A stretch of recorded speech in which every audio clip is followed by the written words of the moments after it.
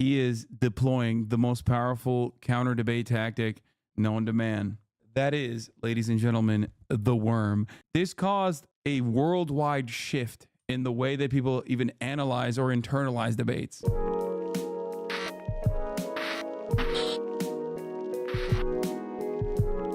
saying it. All right, well, let's do this. Why the H3 Leftovers podcast will never return by North Star Radio. In 2021, Hasan Piker. That's very patronizing. Yeah, I am being patronizing. I don't know who the Hold on. you are, and you're over here chirping all the way from London about Palestine. The biggest political Twitch streamer on the platform, was blowing up in popularity, thanks in large part to his coverage of the 2020 presidential election following his controversial departure from the Young Turks. America deserved 9/11, dude.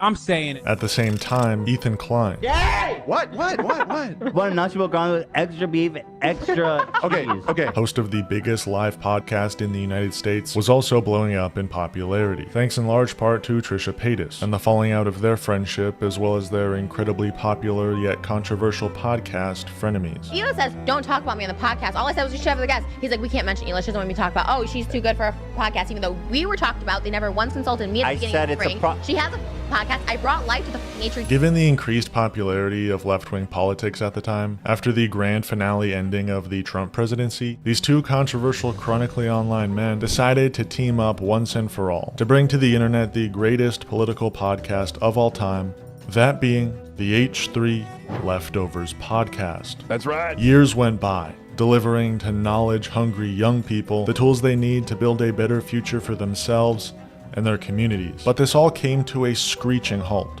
when one catastrophic event took place in historic Palestine on October the 7th, sparking hours upon hours of what at first seemed to be productive discussion, but what soon turned into quite childish one-sided debate. If people are mad about that, it's probably because of the timing. There's no timing placed on a group of people's emancipation. There's no, like, Bro, my Their timing matters. It's just this one point I'm trying to make. You can't cheer on Hamas, dude. The flames grew higher and higher until it was eventually too much for Ethan Klein, causing the Leftovers podcast to fall off the face of the earth with seemingly no announcement.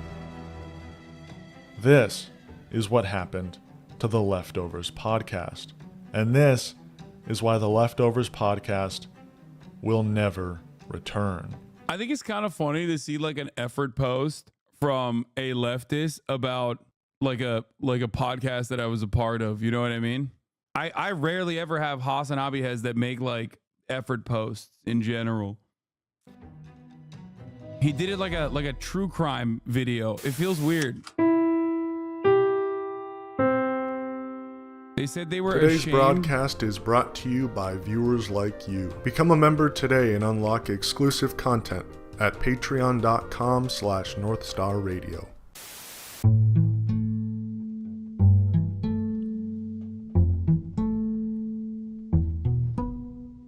Going back all the way to the beginning of the H3 podcast, politics was always being discussed. He called you and Ethan terminally online. I mean, he's not wrong. Also, I think North Star is a really interesting subject because he's a great content creator in and of himself, like as a standalone content creator. But I find it really funny. That I think he like became a fan of mine because he watched me on watched me talk to Ethan the first time Ethan ever had me on his podcast before Leftovers. Dude, absolutely wild. You're about to talk about Ethan and Leftovers right now. I feel like you never mentioned him, or since it ended, I'm kind of in disbelief right now. The reason why I choose not to talk about like Ethan or Leftovers or anything like that is because I think it instills a lot of parasocial emotions in a lot of people. And that level of like parasocial behavior ends up being unproductive because there's no, like, people literally bring up Ethan when I'm talking about Israel Palestine, when in my assessment it's like he is not even meeting the standard of like content creator who is across the board, content creator who's like across the board against most of the things I believe in. Okay, that's it. And I I personally don't even care if he's like calling me out or whatever. I heard that like people were saying that Ethan talked about me on his podcast today or some shit like that. I don't care. I genuinely don't care. For me, you know what I do care about? Ethan considering what Israel's doing to be genocidal far before October 7th. Okay? I do care about that. I think that that matters, especially when he is so close to the subject matter, so close to the different aspects of social conditioning that play a pretty prominent role in the development of American Jews, who are very progressive people overall. Okay?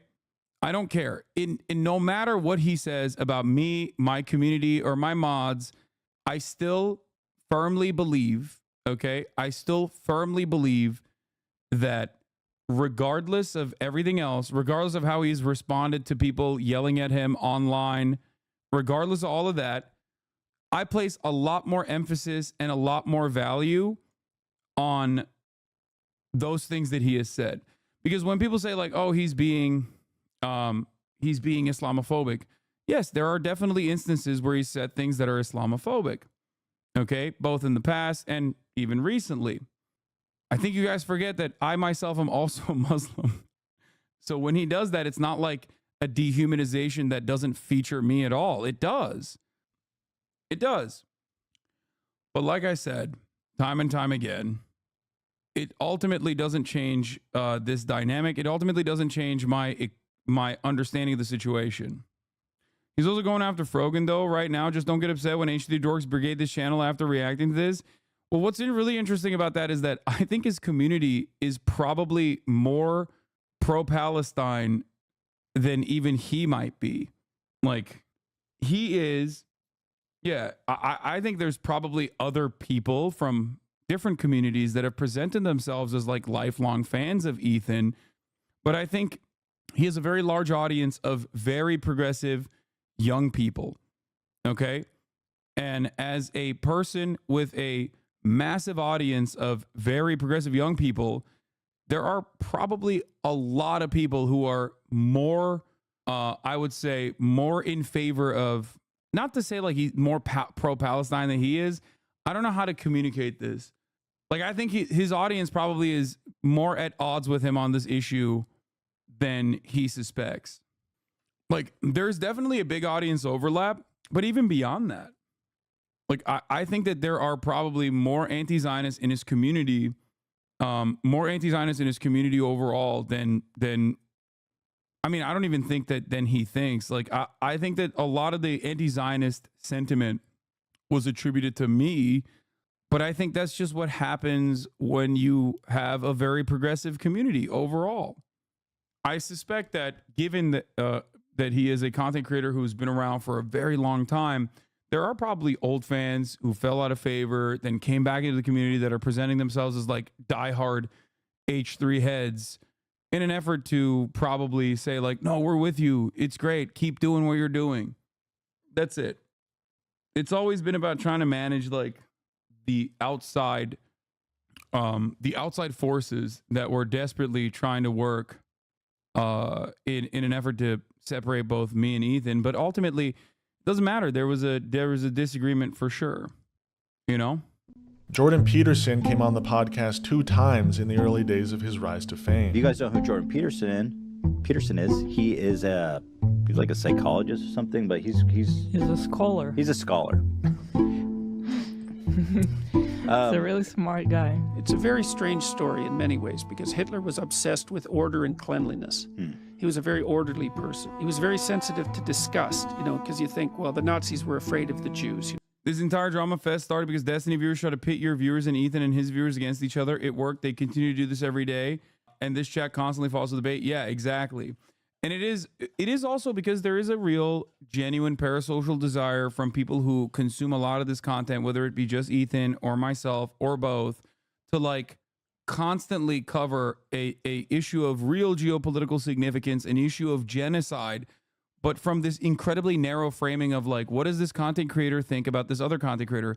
As I always say, drama makes boring subject matter incredibly consumable. Okay? And that's precisely the reason why people like randomly will bring up Ethan, which I think is like not only unproductive, but stupid as like, I don't give a shit, you know? Anyway, Ethan's so woke on certain issues that he did things that I wouldn't have done, like deleting the Jordan Peterson videos, unless he like felt embarrassed by it, which is a, you know, different thing. But, and yeah, I don't know. I think it's silly. You know, because they were other, and that's not right. What's more accurate is that, especially Hitler, he was very sensitive to disgust. That's what it looks like. If you're disgusted by something, then you want to eradicate it. Right? If you're afraid of something, you want to run away. If you're gonna make a why left to left video and do a right wing shift, mark my words. No, you're wrong. No, I don't think so. I don't think so. You're crazy. No way, dude. No way. Like, I would believe that for a lot of other people, but I would not believe that for Ethan. No, especially because, no, you see, this is what I mean. This is what I'm talking about. You guys are lasering in on one issue and not thinking about like the person, okay? Not thinking about the person, not thinking about all their other perspectives, all their other opinions. He's currently hanging out weekly with the Nelk Boys. Again, you're looking at like, no, he's making friends with MAGA freaks. So what? So what?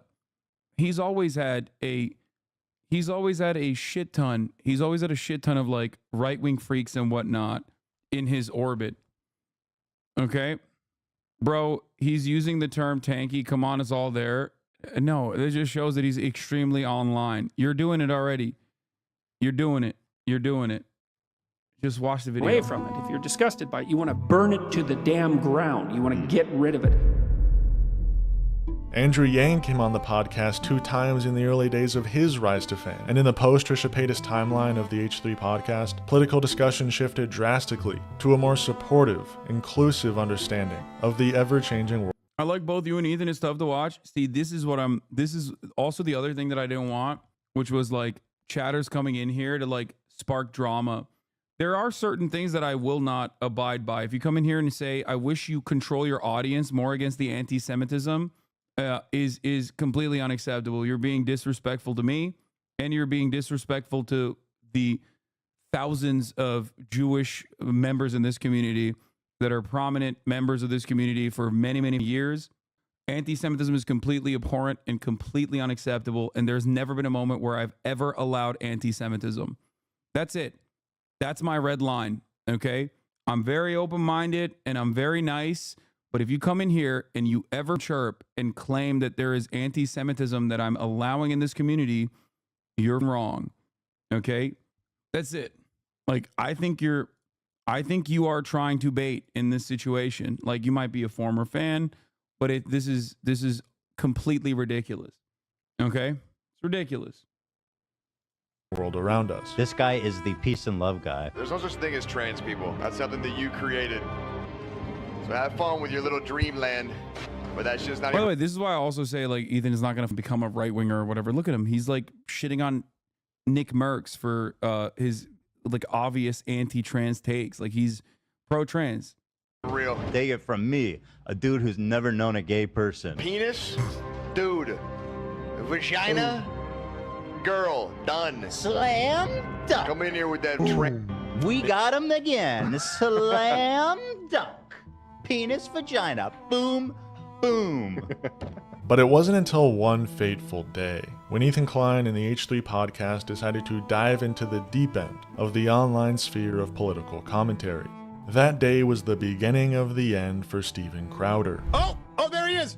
Oh no, Sam Cedar, what a nightmare. But before this was released on the H3 podcast channel, 10 months after Hasan Piker made his first appearance on the H3 podcast, Ethan Klein made his first ever appearance on the Hasanabi broadcast to promote the release of this once-in-a-lifetime debate. Boys, girls, Ethan Klein to the H3 podcast. Are you pretty hyped up on the Crowder? Oh my God, I'm so hyped up, dude. I'm so excited. Are you wearing holsters right now? Yeah, yes. We're all wearing holsters. Now, was the debate any good? Not really. They certainly got Steven Crowder to admit to quite a bit, like running away from past debates with Sam Cedar. You're so clever, I had no idea that you were taking your show off early last time, coming in today. He admitted that he followed the show last week. We got him. He admitted that he watched the show last week. We got him. Dude, we played him so hard because he literally was following. He saw that you went live, dude. We got him. Oh my God, we nailed him. But most of the debate was pretty anticlimactic. I have a general This is a rule. great opportunity. I don't start a debate based with people on a lie. And how about you get sabotaging? How about you get Steven, to show yourself, you coward. Steven, show yourself. Don't show your co-host. Ethan, you should show yourself. Ethan, how can you respect yourself as a man, brother? Steven, you are such a coward. Stop showing your little leprechaun co-host who comes out dressed like your sidekick. Come on, Ethan, why do you have to bring on a Show guy who Steven. Despite the debate's disorderly nature, it sparked something in the mind of Ethan, a yearning, a craving. He had one tiny droplet of debate pervertry, and he couldn't go back.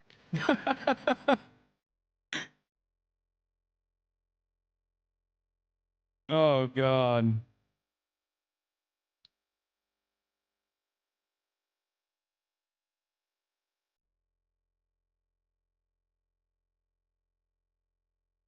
You look back on these clips with sadness or joy, kind of reminds me of looking back at photos of friends I'm no longer associated with, and it just feels like a massive void. No, I don't. No, dude, I'm happy. Listen, instead of being sad that something ended, why not be happy that it happened to begin with? You know, that's the way I look at it. It's like the DNC. Listen, I never in a million years would ever think that I would become one of the largest content creators on any platform. Okay. As a political commentator who has opinions that are completely outside of what is considered normal and good in American political discourse, I never thought that I would get to this position. So I don't take that shit for granted at all. Okay. I'm very fortunate. I talk about it all the time. I probably should talk about it more frequently, to be honest. Like, I have a place that I can go to every single day. Okay. A community of like-minded individuals who don't fuck around, who don't actually allow any kind of like serious infractions against marginalized communities at all. Like, this kind of stuff I never would have imagined it. I became a content creator in an era where there was nothing like this. Okay. You had Sam Cedar, you had the Young Turks, which is kind of funny to bring back now. You had Democracy Now, you had like Some Air America. Okay. There was nothing online. The entire online commentary field was captured in completely by right-wing commentators. Many people were either center-right or just straight-up Nazis, okay? Literal Nazis. Now, some of them still exist. Some of the literal Nazis still exist. But like overall, there was very, very, very little. There was very little space for people who were like immediately hostile to this kind of sentiment, to like leftist attitudes, progressive attitudes, to social democracy even. So overall, because I remember that shit, and I remember how isolating that felt and how shitty that felt to get constant death threats and doxing and a litany of other clip chimpers and whatnot, like even back then. Yeah, I'm incredibly fortunate to be in this position. And so, yeah, I don't think that this is, I remember this fondly, because it's not something that I would have ever expected.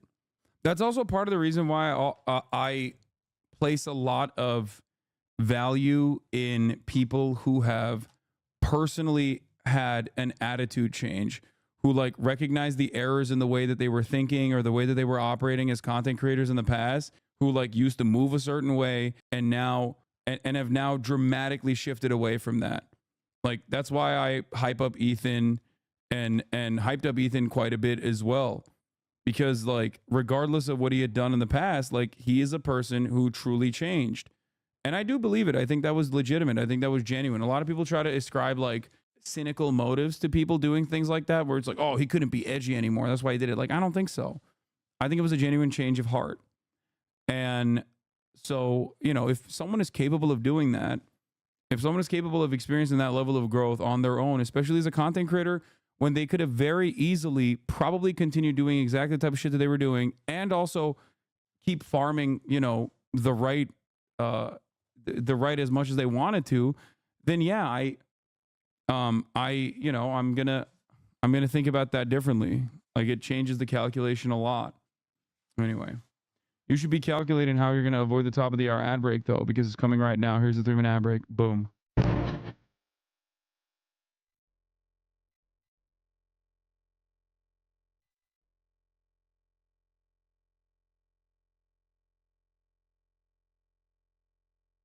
Day and night, week after week, Ethan Klein was not only debating the greatest of the great, but was winning in said debate. No, I think it's more so for women pick violent men more than men pick violent women. Based on what? Do you feel that sometimes you argue from emotion rather than like concrete facts? I feel this to be true. Do you feel you do that a lot or no? I'm a woman, so sometimes, yeah. Okay. Interesting defense. You're done with that shit? Can we talk like adults now or not? I think this. Hey, I just got here. This video is low-key parasocial, and I apologize beforehand. Wait, is this North Star? Is North Star Comrade Casey? Oh, it is. Damn, dog. You're going to apologize for making a parasocial-ass video? That's crazy. This conversation has kind of been exhausted. People would rather watch me full screen cam do the worm. Do that. Bro, do it for a week. Content. Do a week of no reaction content and see how many views you get. Oh, he's crying in the corner. No, he's not. He's not crying in the corner, Ethan. He is deploying the most powerful counter debate tactic known to man. That's right. I want you to see it for all of its glory. That is, ladies and gentlemen, the worm. Absolute cinema peak. Okay? No one has ever so thoroughly destroyed another interlocutor in the marketplace of ideas before or after this. Okay? This caused a worldwide shift in the way that people even analyze or internalize debates. Okay, sure.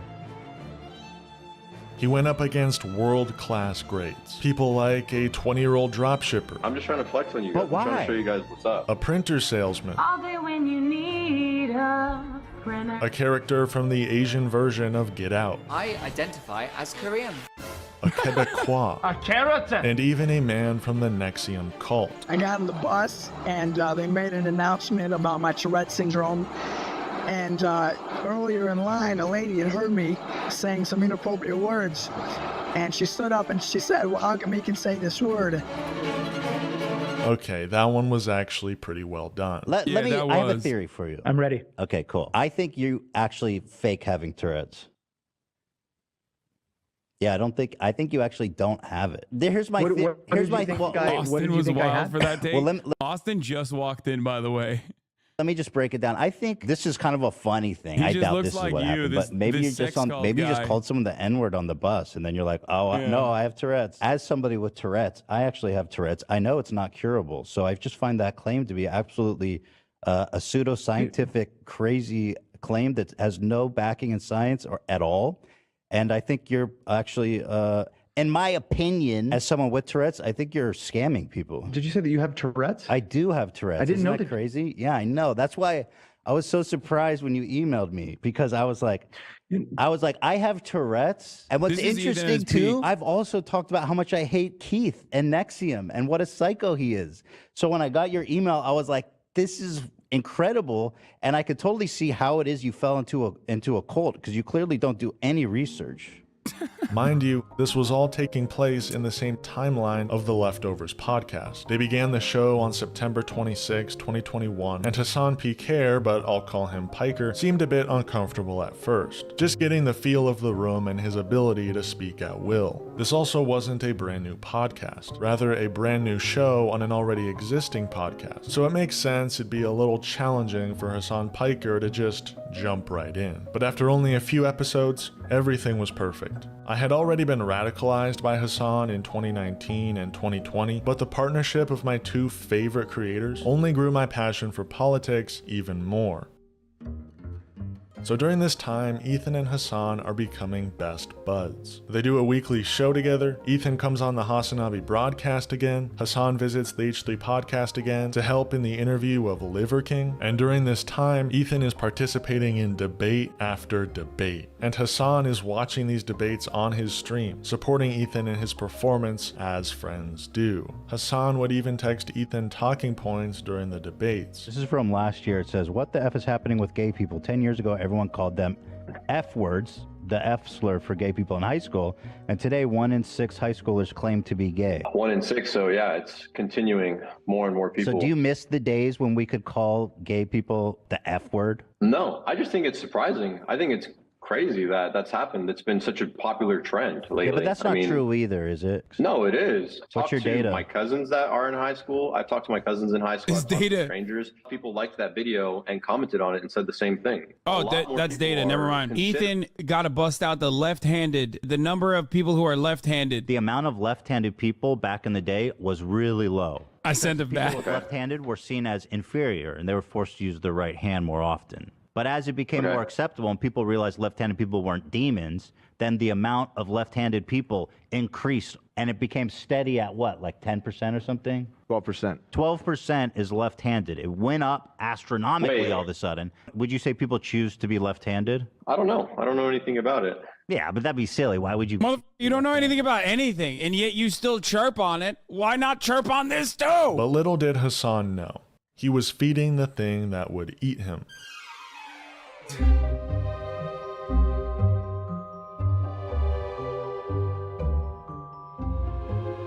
I don't know if it's like that.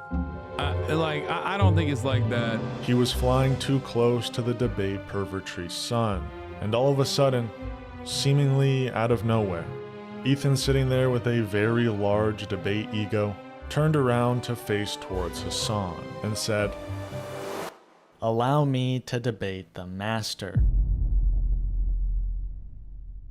2 months before the abrupt ending of the Leftovers podcast, Ethan Klein was having some moral quandaries about his devotion for capitalism, where he enjoyed the freedom that came from capitalism, the ability to succeed from nothing that came from capitalism, but was disheartened by the inequality that capitalism fosters. I know that I'm a capitalist, so I've been trying to think, like, how do you square that with my other, like, socialist ideas? Like, I think the government should have guaranteed jobs for people that want to work, that pay enough for the minimum amount needed to have shelter and food. First of all, I think it's like the natural inclination of some people. Like, I don't think it's even realistic to say, I want to live in like a perfect communistic society, because that just doesn't work. It's antithetical to human nature. But I do think there are good things of capitalism provides, which is, I do think there's a sense of innovation that happens when people are motivated by money and pushed to, do certain ideas. I don't hate the idea of like people who can be successful. I think it's good. I think that capitalism is a more realistic system of government. It's because he's a dangist. Socialism is not about poverty. To be rich is to be glorious. Ethan shall... He's a dangist, dude. To be rich is to be glorious. Governance than like communism is, Communism never works because people are inherently corrupt, and whoever's in charge they're gonna be greedy, they're gonna be corrupt, they're gonna f everything up. It doesn't make sense. Like, it's almost like weird virtue signaling to be like, I'm living in modern day America, but I want a full communist revolution. I'll take on humanity, dude. I am a capitalist. What do you want? You know what I mean? Yeah, and I think it's... But the thing is, like, they think that like workers should share in the workers should get a percent of your earnings, essentially, a percentage of their production. I don't agree with that. You're watching a capitalist pig. Deal with it. You guys are all like radical communists. There's that many radical communists. They're not radical communists. Not everybody that's anti-capitalist is a communist. It is kind of a radical take, that being. So this is like, I think this should be a pretty good indication of like Ethan's community, at least like those who are chatting in his chat, because it's not like I was watching him during this, or it's not like I was streaming during this. I mean, it's not like I wasn't streaming during this. Like, I was probably doing, at the same time as this was happening, I was probably streaming my own shit. You know what I mean? Like these are his own fans. right? Like these are my point is there's a lot of people who don't agree with Ethan on certain issues that still enjoy his content, and that's perfectly valid, you know? Yes, you were, and people were timed out. Yeah, I'm sure, because usually what we do is like when people are like, Ethan's talking about socialism or whatever, right? Like, I'm sure people were probably coming here to get me to like cover it or whatever. And I was like, not really inclined to do so because I was probably doing some other shit. That was actually a big part. There was a lot of people back in the day that would be like cross-pollinating both streams, where they'd be like watching Ethan and then would come in here to be like, oh, Ethan's talking about this, like cover it now. And I was like, no, I don't, you know, I'm not going to do that right now. I'm like talking about the news or some other boring shit. Okay. Like, so the reason why I say that is because like, I think that I can't speak to what is inside of Ethan's mind beyond what he has said. And I did always get the feeling that he thought that like I was egging on his own community to like hate him. You know what I mean? And I wasn't. Not only was I not, but I was getting yelled at by my own community for not, in their assessment, adequately addressing his takes with the same passion and fervor that I would address anyone else that I don't know if they were chirping in a similar capacity. Like, people still yelled at me and continue to do so for not arguing against Ethan hard enough. Even you were far more mad at us than him at the time. Yeah, no, for sure. I was, because I thought you guys were being ridiculous. I still yell at people when people come in here to be like, Ethan said this, Ethan said that. It's like, it's for me, it does not, like, it doesn't really matter necessarily, because once someone ultimately is like, what the once someone ultimately is you know, 90% there, right? If there are personal hangups, or if they have like a personal association with the subject matter, and I can't like get over that hump overall on a single issue, I'm not gonna hold them to the same standard as some like random guy I don't know, whose opinions I'm not fully familiar with, that I don't know how they arrived at those positions. Okay. And for me, the way I see Ethan is like, the way I saw Ethan back then and the way I still see Ethan is like, I think he's a passionate guy who sometimes has a capacity to, you know, fly off the handle a little bit. That's why he's got the button, right? And that in the heated moment, he says a bunch of stuff, and he will sometimes even repeat these things, but ultimately as far as I can tell, his heart is in the right place. Like when he said you're fostering a community of anti-Semites, yeah, I don't agree with that. Like, I think that's I mean, it's hurtful. It's completely untrue, and it sucks to hear, but it is what it is, you know?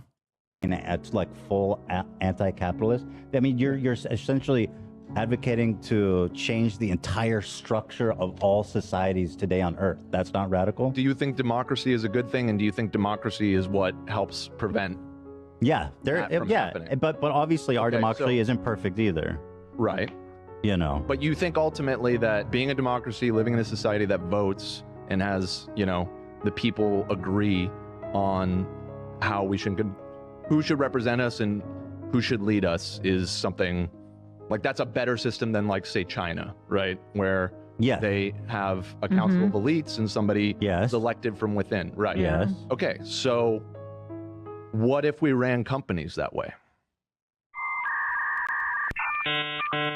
On the following Wednesday episode of the H3 podcast. That's the other side of this, is that like there are a lot of people that work there that don't necessarily agree with him either. And he, like, the very fact that he trusts everyone in his production team include especially Dan, regardless of their difference in opinion, I think it also is, you know, it's another reason why I'm 100% confident that he wouldn't do like a right heel turn. Like, y'all are crazy.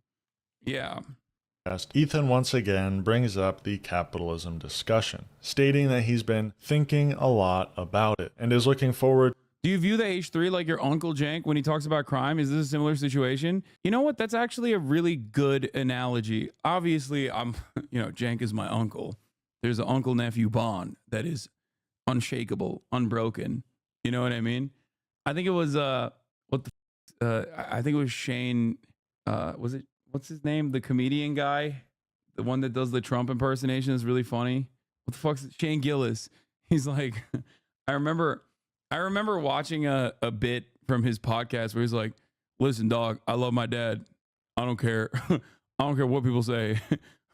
He's like, even if it was a Nazi, I probably still love the shit out of him. I'll be like, you're crazy, but I still love you.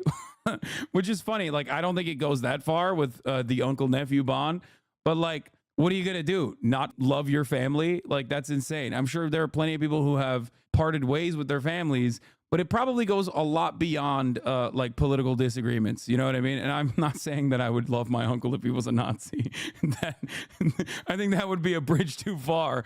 But, you know, yeah, I don't agree. I don't agree with Jank on the issue of, I don't agree with Jank when he believes that like Venezuelan gangs are overtaking Aurora, Colorado apartment complexes. But like, you know, he's still my uncle. I love him. Like, that's it, you know? And with Ethan, there's a similarity to that. I mean, obviously, like, I don't think Jank is gonna run around being like, Hasan has cultivated a community of anti-Semites or some shit like that. That would be weird if he said that. But with Ethan, it's maybe less severe in terms of the familial bond. But yeah, it's a good analog. It's a good way to analyze the situation. Oh man. Did Ethan even say that, or are you just saying that he implied that? I don't know what he said. I haven't watched any of his like takes on me or anything else. People in the chat are saying he said that today, which, you know, it is what it is. What are you going to do? I mean, it's just patently false, and it's sad to hear that, but it's definitely, it hurts my feelings to hear that, because it's something that I do care about a lot. And it might be a better comparison, maybe. Yeah. But no, not really. I mean, I guess he said a small portion. No, there's no portion. Like, any kind of anti-Semitic tendency, we will laser you 100%. Like, there's just not, it's not going to happen. To a further discussion with Hasan on the following Thursday. Last week was the capitalism versus socialism week. But I have to tell you, I want to talk about it more tomorrow because I've been thinking a lot about it. Great. I do. I mean, well, that's what Thursday is for, right? That's what Hasan's there for. You can talk about it with him. Ass grift. The better analogy might be Anna's experiences. When it comes to Ethan, it's clear that despite his personal ties to Zionism, his fundamental values have not changed with Anna. There's so many different things that she's turned reactionary towards that it's obvious she's flipped towards the right to some extent. Yeah.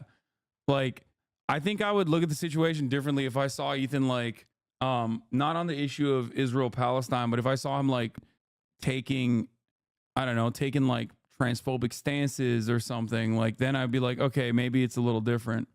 But I don't think he'd do that ever. Dog shit moron. All right, still good. To be clear, I'm not a capitalist. I'm a social democrat. Okay. I think that distinction is important because people lose their mind when I say, like, I'm a capitalist. They just think that I'm like some fat cigar smoking boot on the worker's face, grind him into dust. You know what I mean? I'm a social democrat. Recognize, bitch. But actually, I am looking forward to tomorrow because I have been thinking about it quite a bit. Going into the discussion, Ethan had one overarching question. What is it that social democracy can't achieve that socialism can? That's my question. Okay. Let's talk about it tomorrow. Yeah, we'll talk about it tomorrow. Now, does Ethan actually want the answer to this question? Does he actually want to learn? Or does he simply already have an opinion on the subject he is willing to argue for hours? Yes. Ethan prefaces the discussion. In the case of Ethan, it follows from being an Israeli, being propagandist, and having family living there. What happened to your uncle? Did he adopted shitty positions? Dude, great question. I think he just like saw too many homeless people and his brain broke. Like literally, that's just, he saw like the homeless lady with the katana was a bridge too far for him. I think he just like, he snapped. Like he saw that and was like, nope, nope, I'm done. Like that's, I think that's what it is. Plus he's old, like he's like 50, you know, come on. This guy keeps asking me questions, or there's like a bunch of people asking me questions about like Latin American leaders, man. I'm not going to answer that right now.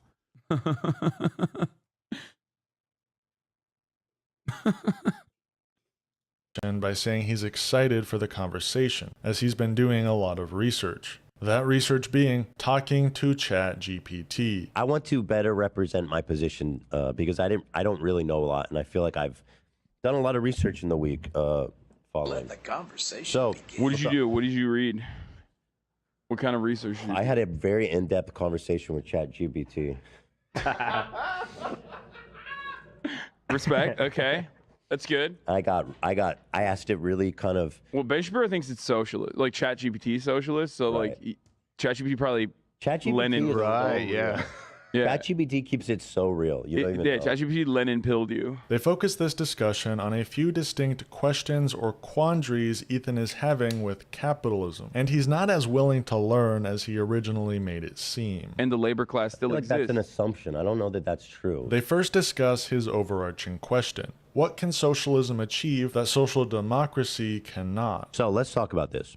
Now, my first question is this. Given that, in a social democracy, we can regulate things like taxes, housing, higher education, sharing jobs, and all this kind of stuff, what are the problems in social democracy that we need socialism to address? So social democracy is still capitalist with serious, severe market regulations, right? Mm-hmm. The issue is twofold. One, social democracies don't address some of the domestic problems because when there's still capital accumulation. So which domestic problems? Domestic problems such as labor issues, homelessness, like there's no way to fully eradicate that because the inherent class contradiction between the owner class and the labor class still exists. That's an assumption. I don't know that that's true. That there's just going to be, there's not going to be homelessness in socialism, but there will in social democracy. Well, the idea is that completely abolishing the profit motive in certain commodities like housing,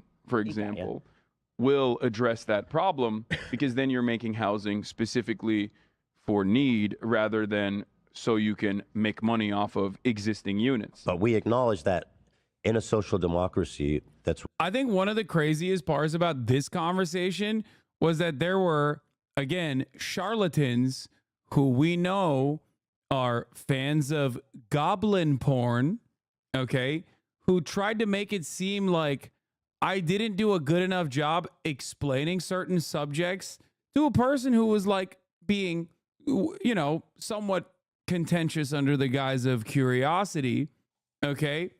And that is like one of the most annoying things because a lot of people don't actually just like look at a thing and let it sit and just analyze it with their own opinions. And they need someone to handhold them through this process.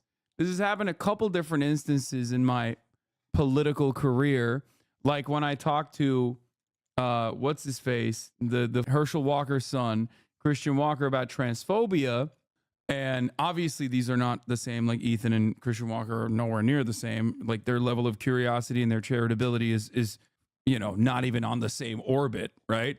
Christian Walker was deliberately trying to be transphobic. Ethan here is definitely still curious about my position. And there's a level of respect. But with Christian Walker, when I dealt with him and I talked about how you're being crazy for, this hyper focusing this much on like trans girls playing sports or whatever, a lot of people were like, why didn't you, dive into the data? Why didn't you do this? Why didn't you do that? Because I think that the way I dealt with it was a significantly better way, which now a lot of people also champion that position. Now that Tim Walz says they're being weird, for example, they're like, oh, it's so brilliant when Tim Walz says it. Just remember, being a real leftist is sometimes about being right just too early. And that in the future, if you were duped by other content creators in the way that they analyze certain situations and you came in here to repeat those talking points because you thought you would come across brilliant, maybe don't do that. Run, ideally, the homeless and whoever else needs a home for whatever reason would be provided one. So I don't understand what socialism does better in that case. At the end of the day, these countries, the social democracies that we were talking about, still have a lot of wealthy individuals, a lot of people who are making money off of finance capital and capitalism in general, and their interests are always going to be to further erode the welfare state as best as they possibly can in an effort to claw back all of those areas that they could still technically privatize. You're putting that on them, but that's not, if you have a strong social democracy, that wouldn't be possible. Ethan then asks another. That's not true. And that is happening in Europe, all around Europe, where when there was a counterbalance like the USSR, when capital owners were truly afraid of like too much labor momentum turning the tide of capital, they actually made concessions to allow the welfare state to exist. But now that there is no USSR, now that there is no counterbalance, look at all the European states. They've lost so many aspects of their welfare state. People have become increasingly more reactionary. Fascist ideology is rising. And inevitably, no matter what happens, there's always going to be that push and pull. There's no like middle ground on this subject, unfortunately. As long as capital exists, it will always be a parasitic force that tries to claw back as much power as it physically can get.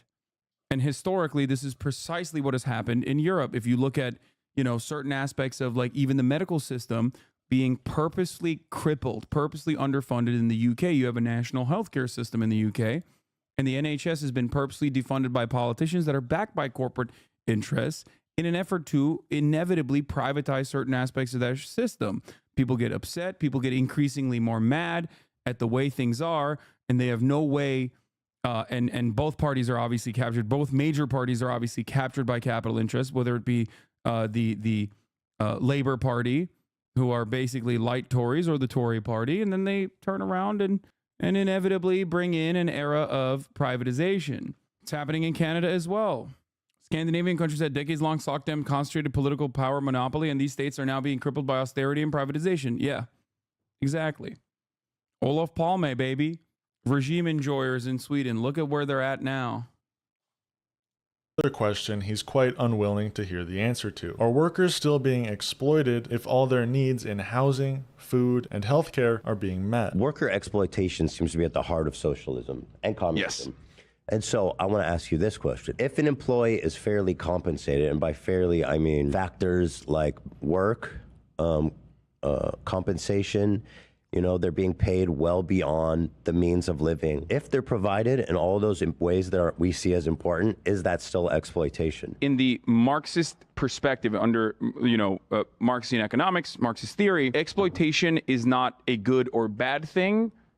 It is just a thing that happens. Okay. And it goes back to something I've described many, many times over. There are two classes. There is the labor class, the wage laborers, the proletariat, and the bourgeois class, the capital owning class, right? Mm-hmm. And these two classes have two inherently contradictory interests. As someone who worked, you wanted to work the least amount of hours for the most amount of pay. Your boss, on the other hand, wants you to work the most amount of hours for the least amount of pay. This inherent contradiction is at the heart of capitalism and is how commodities are produced under a capitalist mode of production. When you have this imbalance, those who do have capital end up always being able to pay you much less than your actual output. So that is what's happening now. So is it still exploitation of workers if they're fairly provided for? Yes. Because there is no there is no fairness in that situation. If you are not getting back the surplus value that you have created, or you have no democratic means of changing the way that your surplus labor value is being spent, then it is still exploitation under a Marxian understanding of exploitation. That's simply what it is. Profit is exploitation. For those of you who don't understand, that's what this is. Now, if you consider that to be good or bad, that's when things get tricky. If you consider that exploitation to be fair, that level of exploitation of what happens with your surplus labor value, if you consider that to be fair, then you are probably not a Marxist. Telling my boss this on Monday, good luck. Saying that this is fair, the assessment of fairness in this circumstance is actually a loaded premise. Probably should have dealt with that a little bit better when Ethan brought that up in terms of like being a pure debate pervert. Because the fairness in this regard is not met on the metrics of like living standards, but instead on the metrics of what their output is. If the employee is extremely satisfied, yeah, and they feel well provided for, who are you to tell him he's being exploited? Ethan continues in his failure to learn and brings up a similar question in the field of workers' rights. Why should workers be given democracy in the workplace in the form of decision-making and profit sharing when they themselves did not create the business?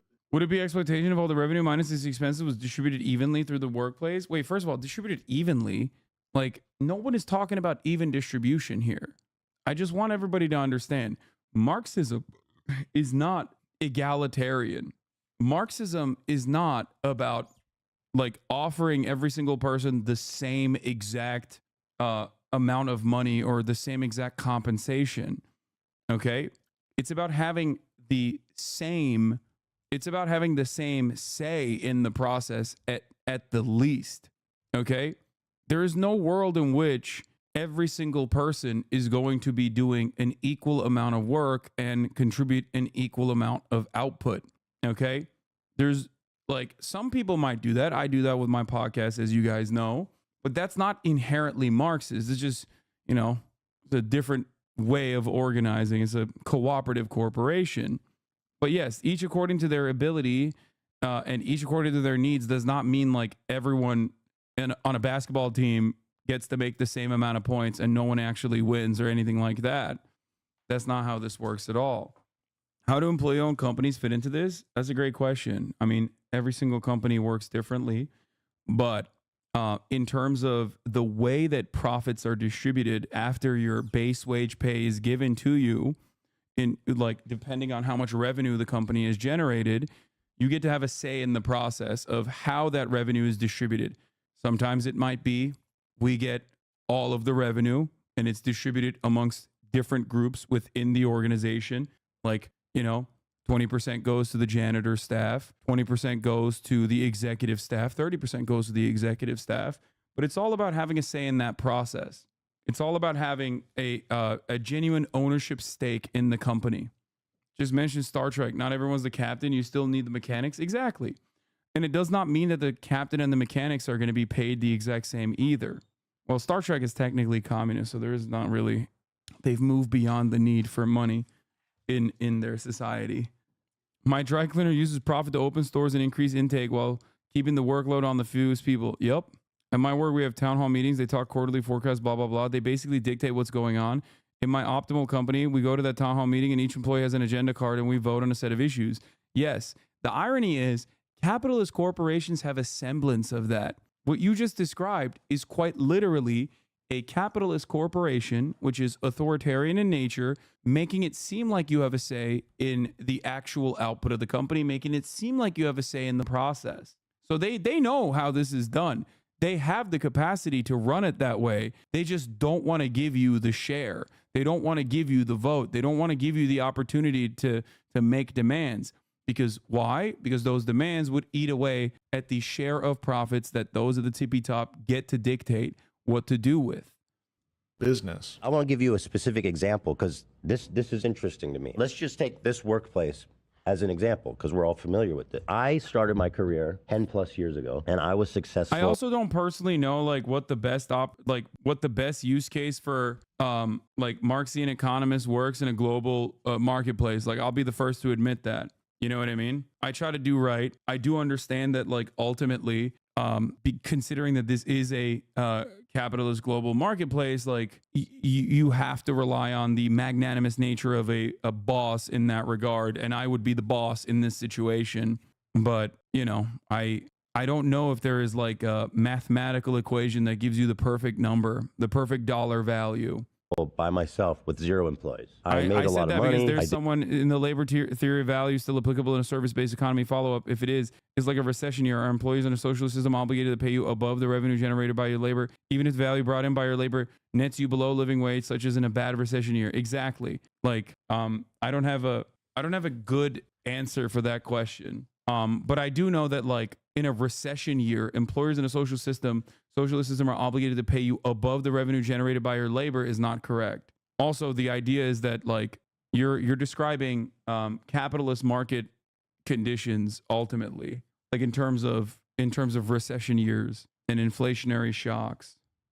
Did well for myself. And then, 5 years ago into my career, I made the podcast, which obviously you all are watching now. Let's say we go back to 5 years ago when I hired Dan as a freelance. You started as like a consultant. Yeah, or a freelancer. Yeah. And obviously you moved to full time, and I'll get to that. So he started as like a freelance consultant. What would be a fair way of compensating him for that? And when Hasan gives him an answer, Ethan no longer wants to talk about it. I just want to know how the socialist workplace works. It seems so nebulous when you talk about it. Why is it? I don't think it's nebulous at all. There's gotta be. Okay, I have a living, breathing, working example of it that I've given you. I know, but like, there's got to be like a constitution that says, outlines, or I don't know, whatever the you want to write, right? There's got to be something, and it says like, or rule laws that says, this is the minimum that a person should get from the company.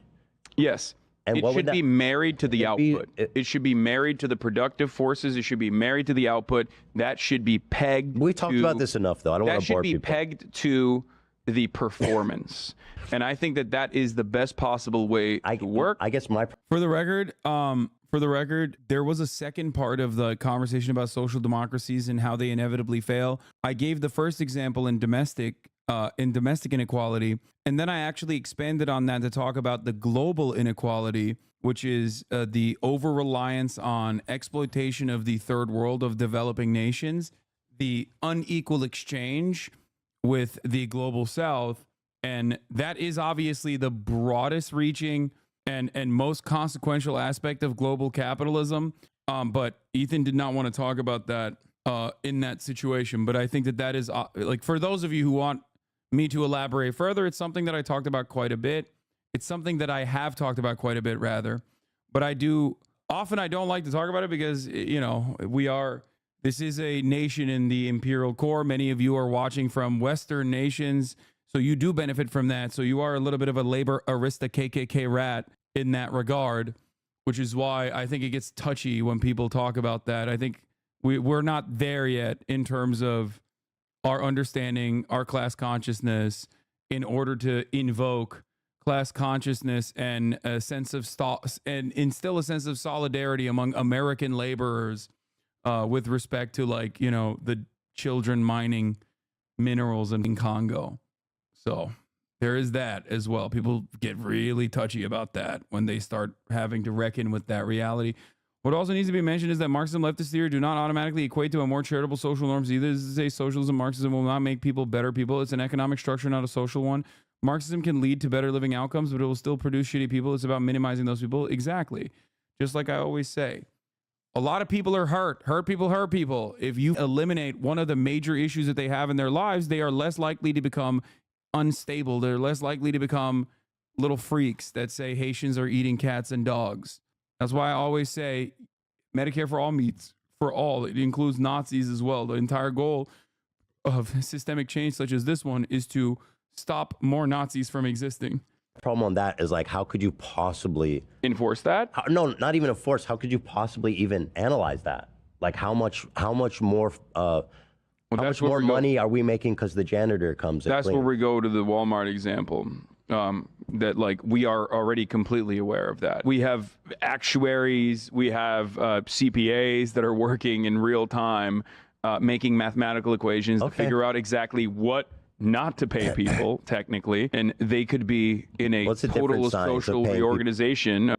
This is also the other aspect of this story, which is that there are already pre-existing constructs within a capitalist economy that we use to the advantage of capital, and that could absolutely flip in a moment's notice, almost overnight, if magically capitalism turned into socialism. All of those forces that currently work at the behest of capital would be able to make these same mathematical equations, but this time for workers. So that is, I mean, obviously that's not going to happen, but the notion that we have no way of calculating this sort of thing is actually wrong.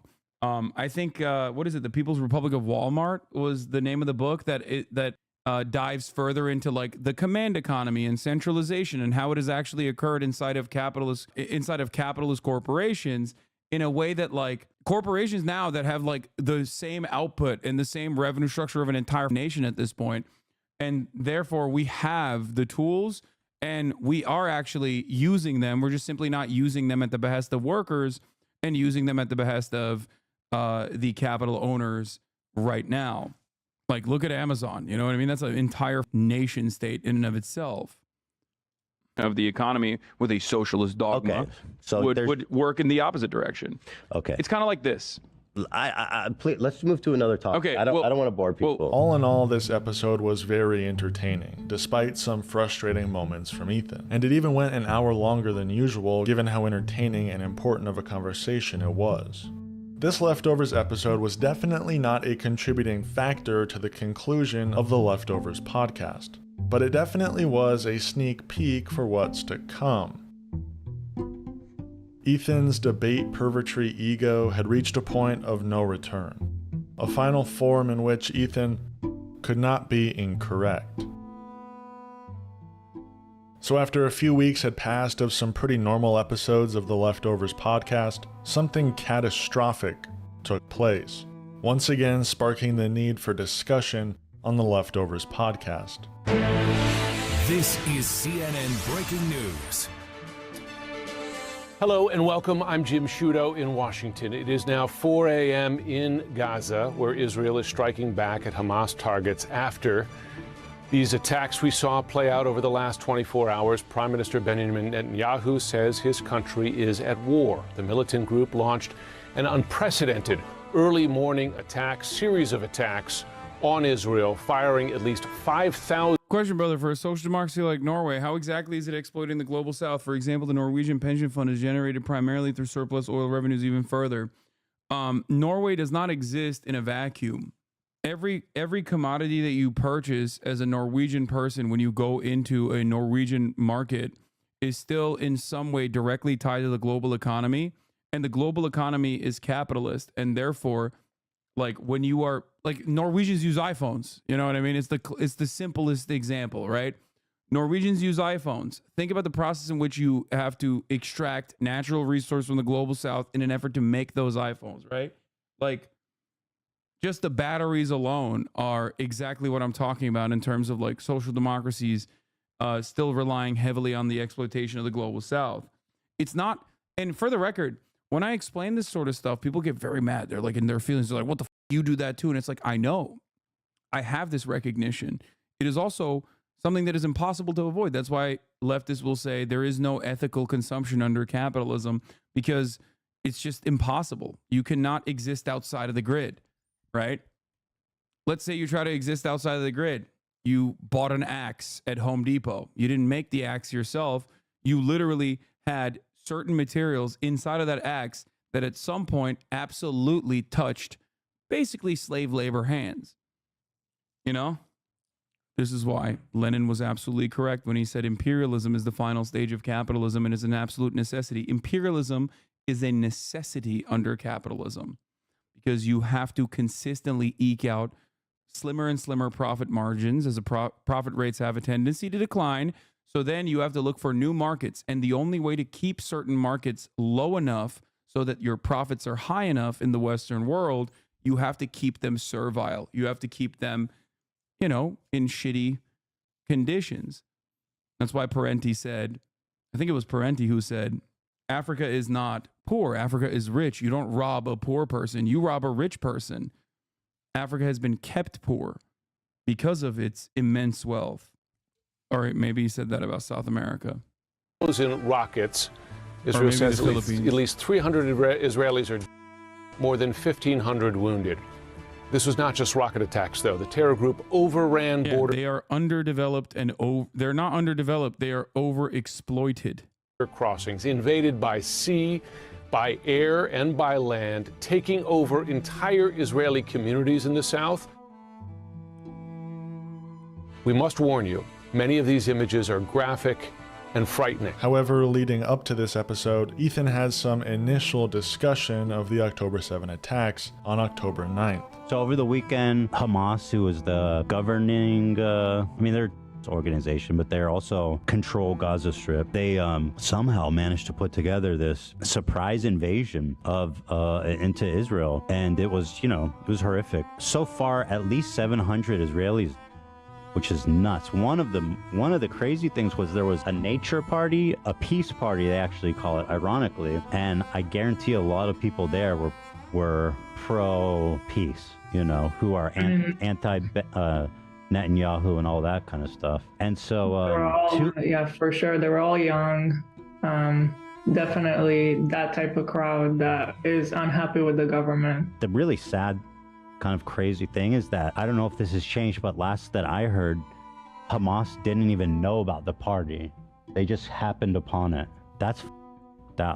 This discussion was pretty tame, and mostly understandable coming from two Israelis after such a catastrophe took place. Ethan is not even technically Israeli, for the record. I don't think.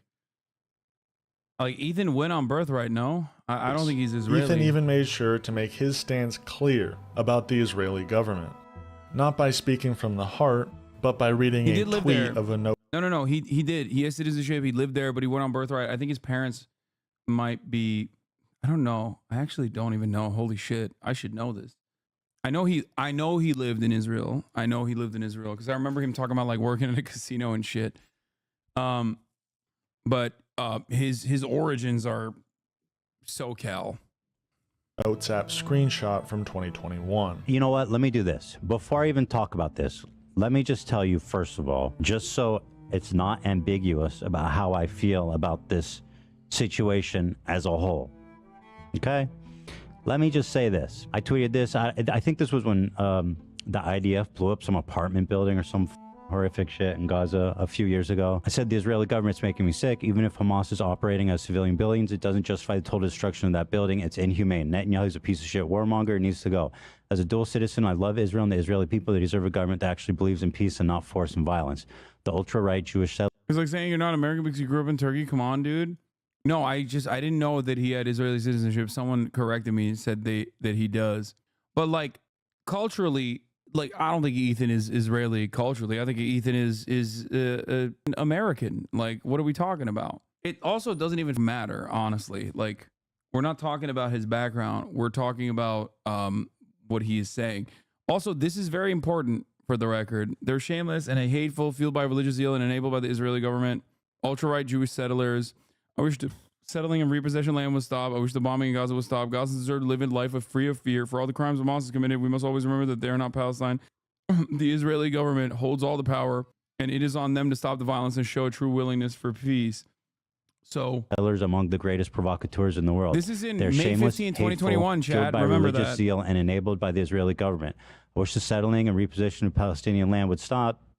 I wish the bombing in Gaza would stop. Gazans deserve to live a life free of fear. For all the crimes Hamas has committed, we must always remember that they are not Palestine. The Israeli government holds all the power and is on them to stop the violence and show a true willingness for peace. Okay. For the record, like this right here in May 15, 2021 is like 90% there. You know what I mean? It recognized the humanity of Palestinians. Like, yes, it's not like, it still treats Hamas as like an aberration, as a separate entity, as a group that, like, it doesn't come with the conclusion that like people that are pushed into a corner that feel like they have no way out of that corner were inevitably going to lash back, right? They're inevitably going to fight back to fight their way out of that corner. There are definitely anti-Semites in this chat law. Point to them and we'll ban them. But if you can't find like at least a couple right now that we haven't banned already, I'm going to ban you. Point to them right now. You'd be doing us a service. This is not something that is ever tolerated. If you've been in here since 2024, July 17th, you would know that. You should know that.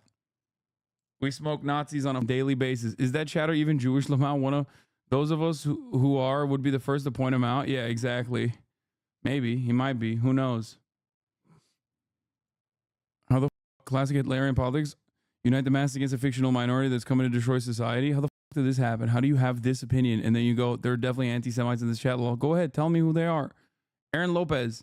I saw a comment that said he's still a bloodthirsty Zionist a few minutes ago. Point to who the comment is. Also, in terms of people saying he's a bloodthirsty Zionist, like that is the opinion of a chatter who I disagree with because I'm currently making the argument that he is not a bloodthirsty Zionist. But you also need to understand that this is not devoid of any sort of context in and of itself.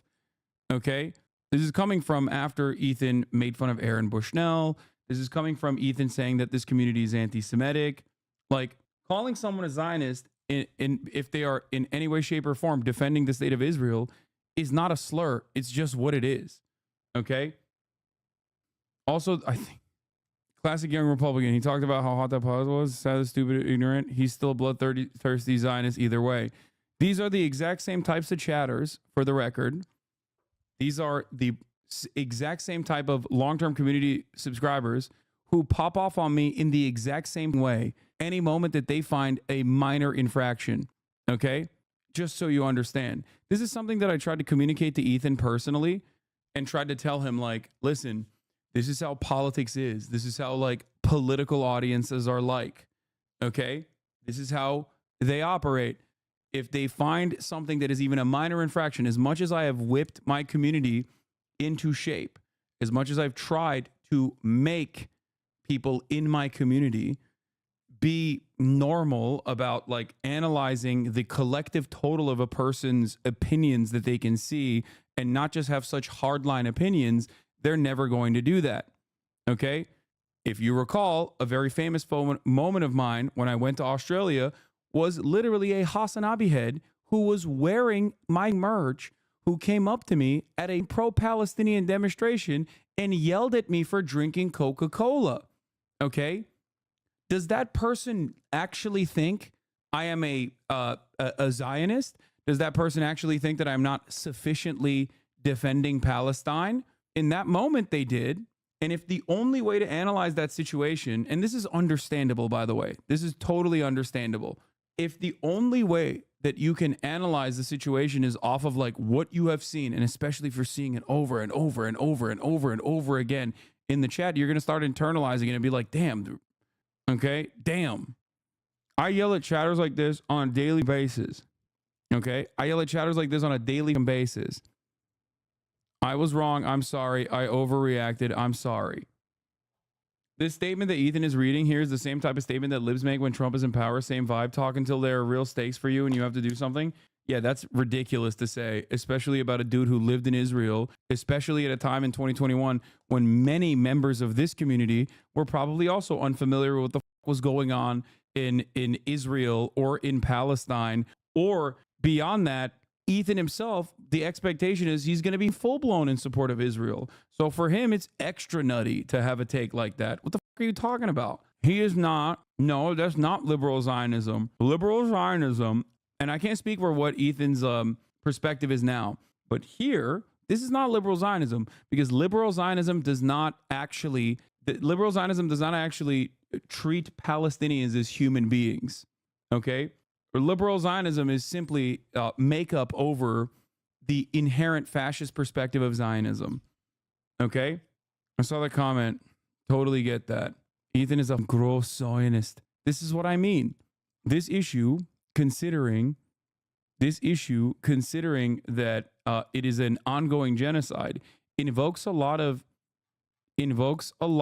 sentiment in a lot of chatters.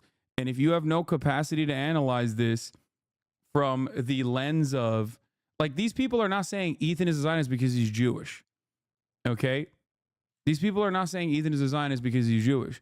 They're saying Ethan is a Zionist because they think Ethan is a Zionist. And he might be. I don't know. But here, I'm trying to explain to you that this is like 90% the closest you can arrive at. If you think any of those people are Nazis or anti-Semites in general, you're wrong. Like, that's a ridiculous assessment to make. Who doesn't think Ethan is a Zionist? He's a self-described one. So, just so it's not unambiguous. Now, I wouldn't say this discussion was completely tame, as Ethan got quite caught up in the timing of it all, criticizing people for saying Free Palestine as the attacks were taking place. I think what people don't understand when they say that. Are you making the comparison to the Australian girl because you think Chatter's calling Ethan a Zionist is the same as her? No, I'm not. I'm using that as an example of, like, people yell at me all the time too. There is a level of validity to the criticisms, especially if that's your output, especially if that is what you're communicating to people, people that are outside of my immediate community, mind you. So that's another thing that you have to recognize. This is why I started off the conversation by talking about, talking about, what was I saying? Holy shit. Talking about how there are members in his own community that are completely removed from mine that would much rather watch him than me, that might still have these kinds of opinions. Okay? They have these exact same kinds of opinions regardless. It has nothing to do with me at all. And if you mistake that kind of criticism that you're receiving from your very progressive community with, like, me egging them on, then you're missing the forest for the trees to a certain degree. Does that make sense? That is simply the point I was making originally. I think chatters are confused because Zionist is consistently used to replace Jews. Sometimes it's understandably difficult, especially as a Jewish person myself, to distinguish how the term is being used.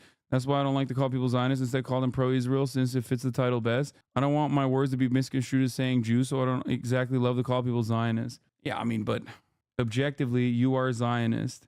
What? Yes, you're right. I am. I am pro only the Israeli state from the river to the sea. You caught me. Okay, I am pro ad break. I'm pro ad break for you and you only. If only there was a way to do it. Oh, this is the objectively chatter. Oh my God. So annoying. The hyperfixation of this chatter is just me saying objectively. Yeah, am Israel. Am Israel high. That is like what it means to somebody in Israel who's going through grieving right now of so many people around them and their life as it used to be. Nobody knows right now what to expect and how long this war is going to last. Like, when you come out and say Free Palestine after they just lost everybody, they have children taken away from them. That's not, if you're really for humanitarian reasons, that's not. No, like, I disagree with this. You know, much love to Gila, but I disagree with this sentiment. Saying Free Palestine in that moment it comes with the recognition of all of the things that happened on October 6th, on October 5, on October 4, on October 3rd. It comes with the recognition of, at the time, 75 years of apartheid, right? Like, that is the reality. And this is just, I think what's crazy about this, and you guys need to stop, you need to shut the fuck up. There are probably so many people in here right now that are literally logging every single thing that you are saying, and they're going to use that against me and against the broader point that I'm trying to make. You're falling for the bait. You really, really need to, I can't ban every single person in the chat, okay? But this is an unimaginably frustrating situation, because a lot of you get up in your feelings and you want to say the most unhinged shit you can, not recognizing that there are literally currently at least 300 to 1,000 people that are watching, not just me and not what I'm saying, so that they can purposely misconstrue it, but also to look at chat so they can log each individual person, okay? Log each individual person. This is literally the reason why I hate talking about the subject from the perspective of what Ethan says, because 0 people actually care about my opinion on the matter. 0 people, including those who are saying unhinged shit in the chat right now. None of you actually care about the way that you are presenting yourself. None of you actually care any longer about Israel nor Palestine. You just simply want to talk shit in the chat because you think you're being anonymous. But every single thing that you say right now is being logged so that it can be used against what I'm saying, okay? Because there are thousands of hate watchers that are sitting in here right now that are purposely crafting the narrative that you are anti-Semitic, okay? Think about the student protests. Think about how well they conducted themselves. Think about what happened in the aftermath of the way that they conducted themselves, and people still consider them to be anti-Semitic. And if they couldn't find a way to, massage the narrative, they made up fake chats, okay? I'm going to put the chat in emote mode because a lot of you are annoying, and if you think you can get away with this shit in the Discord as well, I will ban you from Discord too, okay? Many of you want me to cover subject matter like this because you love drama, all right? But in an effort, even when I'm doing it, you can't hold yourself back. You get so autistic. Like your hyperfixation turns into just saying the most like unhinged shit, knowing full well that someone is out there just logging every single time someone in here says some unhinged shit that you wouldn't personally agree with, if you had a calmer mind. But in that moment, it doesn't matter. Your community does not understand that they're taking bait from other communities when they drama bait this shit. They're hurting you by doing this, by tweeting shit, by saying shit in Discord. Exactly. Because absolutely zero people care about my well thought out, well balanced perspective on this issue. Most people simply want to say Hasan hates Ethan because he's Jewish. Okay. And you are just giving people an opportunity for them to craft a wonderful narrative like that, undoing a decade of work I've put into, one, shitting on anti-Semites, and two, being an anti-Zionist, because you just learned about Gaza yesterday, okay? And you are hyper passionate, and you want to show everybody how passionate you are. And the only mechanism to show how passionate and how with Gaza you are is by chirping about a content creator you see on screen and calling them a Nazi, okay? Shut the up. This is precisely what I've described a million times over. This is exactly why I hate covering this issue, because Ethan's perspective on this matter is completely irrelevant to me, okay? It doesn't change the dynamic of geopolitics, okay? It doesn't change the dynamic of America's undying loyalty to continuing to facilitate the genocide in Gaza, okay? Children are dying every day. You saying Hila is a Nazi is not going to save anyone. It's just going to make you look like an asshole, and it's going to make me look like an asshole, because they're going to clip that and turn around and say, see, this is the community he's fostered. And you don't even believe that anyway. You don't. In the moment, you're mad, so you want to show everyone how pro-Palestine you are. That's it. That's all this is. It's understandable to be passionate about this issue, but you also have to recognize the environment that you're in.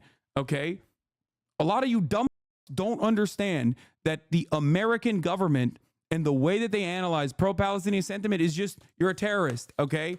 They currently are literally behind closed doors going, how the fuck do we deal with so many goddamn children talking about how much they love Hamas, okay? Shut the fuck up. It's very annoying. And let me tell you, okay, people that have fucking been doing this for years have definitely a very different framework of how to carry on their message. Okay? You think, what's his name? Muin Rabban, or any number of different like Muslim commentators, think about the way they carry themselves. Think about the way they talk about this issue. Why do you think they talk about this issue like this? You think Rashid Khalidi is going to say shit like this? You think Edward Said would have said shit like this? No. You want to know why? Because they understand the environment they're in. I've been saying this since October 7. Never think that you can be even remotely as callous as someone who defends Israel, okay? They can say everything about you and you can say nothing. You have to put your best foot forward, okay? You should never, ever, ever say shit like this. God damn, you live in America. That's exactly what I said about, Ever say he got his office bombed simply for existing as a Palestinian in higher ed? Yeah. People who have been in favor of Palestinian emancipation, especially those from Arab background or from Muslim backgrounds, have known this reality for decades. Okay? I'm sorry. I don't want to hear from white people in Iowa. I love how excited everyone is in terms of Palestinian emancipation, but I don't want to hear, people chirping, especially when they're not the ones who are going to get deported, okay? I just wish your young viewers who are borderline obsessive about you would trust what you say on this shit. Yeah. Come on, guys. Please. Being a leftist is about getting shit on every damn day of the fucking week, okay? But still maintaining your principles and trying to make sure that you can communicate a better future for all people, okay? Including people who are living inside of Israel. It's very disappointing. But now you know why I don't talk about this shit that much from this perspective. Now you know why I don't talk about what Ethan has said about me, because some of you dumb do get out of control. What you should be saying right now. And I'm free Palestine too, right? It's just the timing. I know what it is. You're saying I support Hamas. I mean, that's what you're saying. Maybe not even intentionally, But that it might not be intentionally, but that is what it means. Now, as I've explained in a previous video, the news break was quite vague at the time. So much of the breaking news was focused on the destruction of the Gaza wall and the escape of Gazans, not the mass atrocities. So hearing the great news of Gazan freedom, I and many others were quick to say, free Palestine. But for the most part, this reaction from two Israelis was understandable. For the most part. Ethan, please learn more about this. Shut the f up. What was not so understandable was Ethan's reaction and commentary in the following H3 podcast episode. Emote mode ends and immediately someone comes in and has to do this. Like immediately. God damn. That's crazy. That's crazy. Y'all can't behave at all. This is precisely the reason why it's also impossible to moderate. It's impossible to moderate to that degree a massive community. It's probably D Shadows cosplaying. It absolutely is not. Okay? It absolutely is not. It's this community. It's long-term community subscribers that chirp at me every moment of the day too. The problem is this is a very different issue. This is not about me. This is not someone yelling. How many times do I ban 48-month subscribers that come in here and will be like, you are not sufficiently leftist. You actually have completely given up on the leftist project. You love Kamala Harris. How many times do I yell at a long-term community subscriber? Okay? No, it's people that love being incredibly annoying. I think Ethan doesn't see this because if he did, he would know how much you're trying to clean up chat. No, I've told him this. He just must not believe me if he doesn't think so. Oh, be normal, dude. Be normal. You're not doing praxis by typing in a Twitch chat. If I ever catch someone being like, oh, Gila is like killing Palestinian children or whatever, I'm gonna ban you. You're an unhinged psycho, dude. You're a weirdo. Okay? Sorry, you are. Like, what the fuck are you doing? What are you saying? Like, what are you saying? There's veterans in this community too. Do you treat them in the same way? There's American veterans. Like, what the fuck are you talking about? Like, do you not live in the real world? Like, what do you, this conversation is so frustrating because it like breaks the boundary of the real world and online shit, because the people that we're talking about are people that I know in the real world. Okay?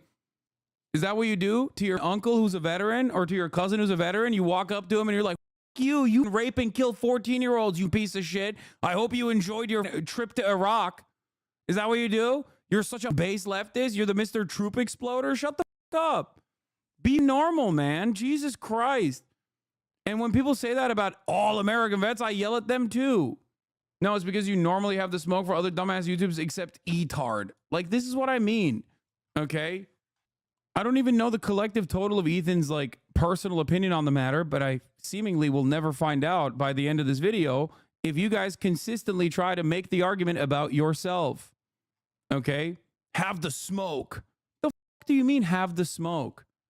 Ethan is wrong on this, dude. I'm not saying he's right on this, but him being wrong on this doesn't change the reality that like you guys can behave in this way in the chat, especially considering that there are a shit ton of people. There are a shit ton of people in this community right now alongside you, waiting for the opportunity, salivating to make a fool of all of you and myself. Okay? So, where for whatever reason, Ethan decided to pick a fight with a Muslim woman who happened to be one of Hasan's mods, a Lebanese Twitter. I don't chirp at you. I'm trying to be my most best faith, honest self. I promise I have family in Israel and lost so many friends and connections from advocating for Palestine. I don't live in Ohio and I don't have an issue with anyone at H3. I think Ethan should just know better and give you and your community a sliver of grace you award him. Yeah, I agree. No, I don't disagree with you. It's just that this very reasonable take that you just mentioned is not going to make it to the supercut that like Boner Chelly's genocide loving community is salivating to make. No one is going to hear this. They're only going to see the random dipshits in the chat being like, this guy's a bloodthirsty Zionist. Oh, f you. Okay. Do you salute soldiers over time? You see them always. I suck them off too. I love that I'm like, listen, this is not an anti-Semitic community. And then chatters are like desperately trying to present it in a way as unhinged as possible so that outsiders who are themselves anti-Semitic half the time can present it as though this community is anti-Semitic because it's so passionately anti-Israel. Okay? You have no understanding of how like the average normie looks at this situation because you're trapped in this echo chamber here. Okay?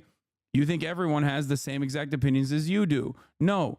Well, f them. They're being bad faith and will something to be bad faith about f them? Yeah, it doesn't matter because the reality is that's not how the real world works, okay? Don't give them an extra opportunity. Twitch streamer by the name Frogan. I don't know if this is I guess this is turning into a drama that I can talk about. Is that this girl? And AB's like, and we're friends with her as well. I just didn't like it. I didn't want to see it. And so I quietly unfollowed her. I didn't make a big deal. I didn't say anything. But like she got to turn it into this whole big thing that turns into a drama that's now being posted all over the internet. I'm sorry. It's a Twitter follow. It's not that serious. Okay. First of all, and foremost, that face when one of your favorite content creators unfollows you for being pro-Palestine. Like, first of all, the framing of that is f***ed up. Do you see that D is trying to leverage the situation to his advantage and is talking to Ethan behind the scenes plenty on stream? You see his recent Reddits visited. Destiny's always there. I don't care. Okay. I don't. I mean, great. Like, sure, fine. Who cares? Okay.